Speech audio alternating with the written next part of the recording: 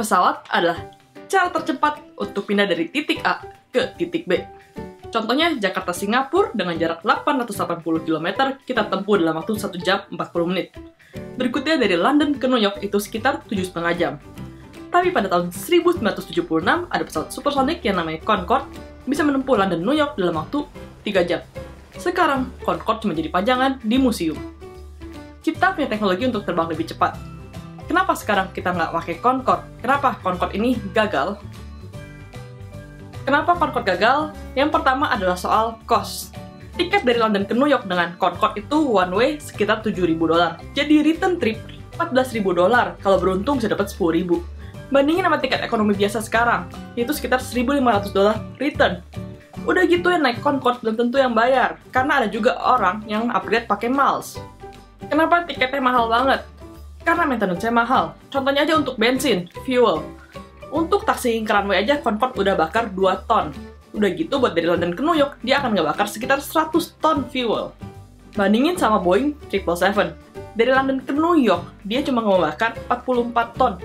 Lebih dari setengah dari Concorde. Udah gitu, sekarang total passengernya. Di Concorde cuma bisa mengangkut sekitar 100 lebih orang. Di Boeing 777 ini, bisa mengangkut 396 orang dengan kombinasi ekonomi dan bisnis kelas. Jadi, total fuel per passengernya di Concorde jauh lebih mahal. Alasan yang kedua adalah comfort. Di Concorde itu kursi cuma satu kelas, kayak gini. Aku bilang ini kayak kelas ekonomi biasa, tapi kakinya lebih lebar. Bandingin sama naik Boeing 777 dengan harga yang lebih murah daripada tiket Concorde, bisa dapat bisnis class atau first class yang jauh lebih comfortable. Alasan yang ketiga adalah noise. Concorde terbang lebih dari kecepatan suara, jadi terbentuk sonic boom. Kalau kita di dekat airport, dengerin pesawat take off sama landing udah berisik, sonic boom ini jauh lebih berisik lagi.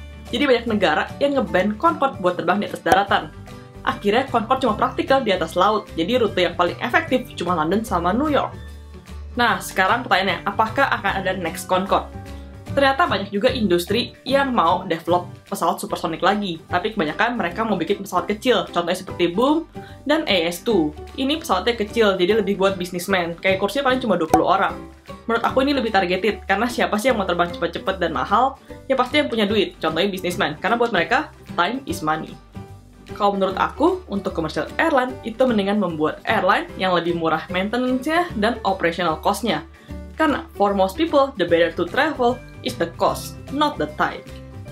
Oke guys, sekian untuk video kali ini. Kita udah bahas soal Concorde. Jadi, kalau kalian punya pertanyaan atau request video, langsung komen di bawah. Kalau suka jangan lupa like, terakhir jangan lupa subscribe. And I'll see you in the next one. Bye!